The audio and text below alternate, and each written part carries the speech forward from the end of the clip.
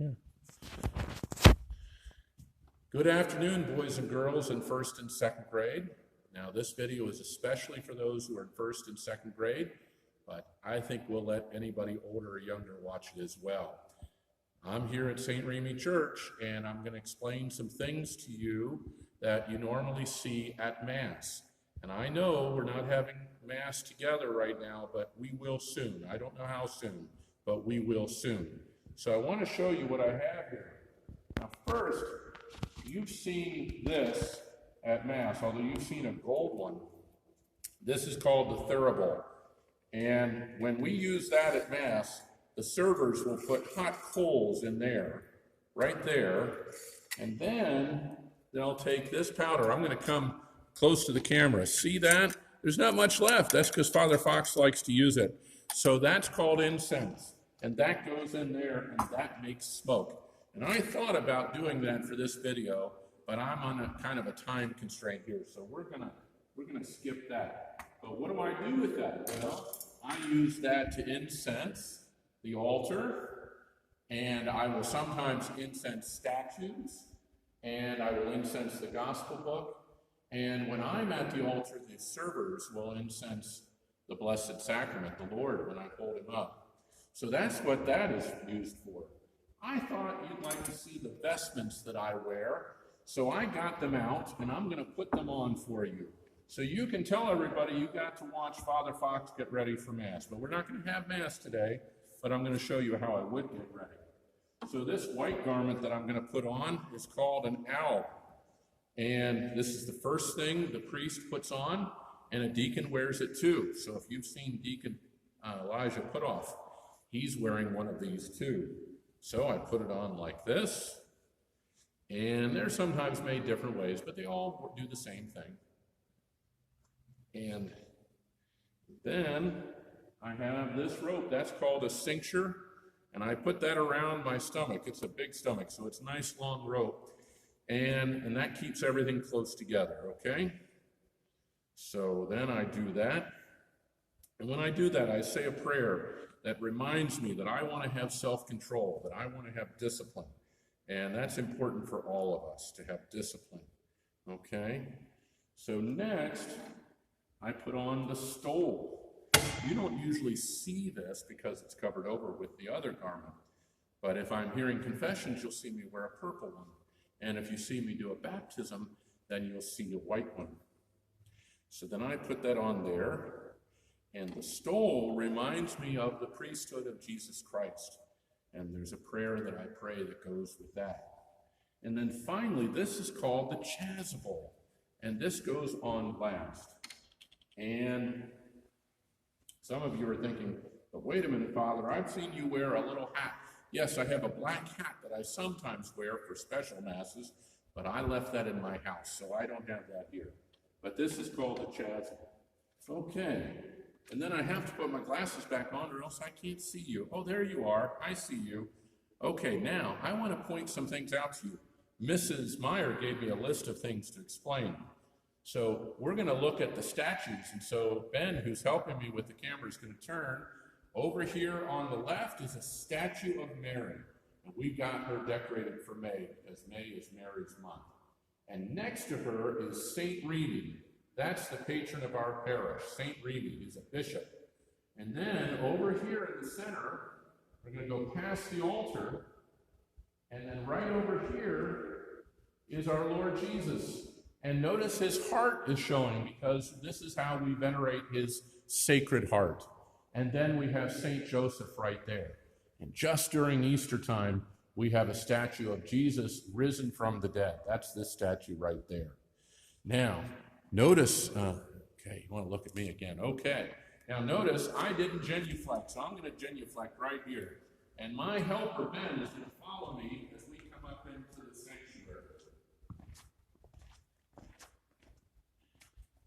And I've been told that a lot of you are very curious about this little house that sits right here. It's not a birdhouse, though that might be what it looks like. I'm going to prove to you it's not a birdhouse, because I'm going to open it up, and we're going to see what's inside.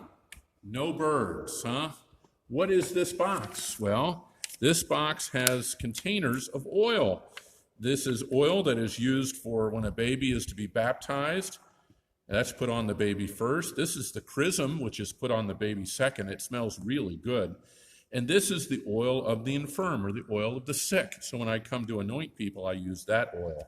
So these are precious. So they're kept in here. And there's the key, which I keep locked up in a special place.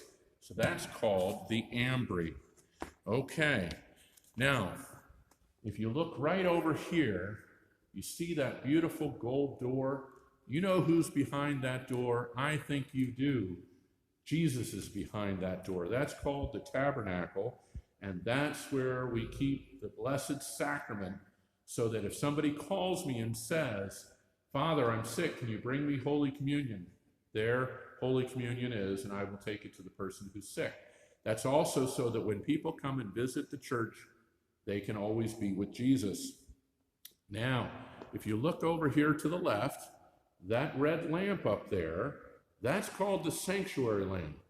And that is always lit as long as Jesus is present in the tabernacle. There are a couple of times a year when Jesus is not in this tabernacle, on Holy Thursday and Good Friday and Holy Saturday, and that candle's not there. Now, let's walk over here, Ben. Turn around and follow me, Ben.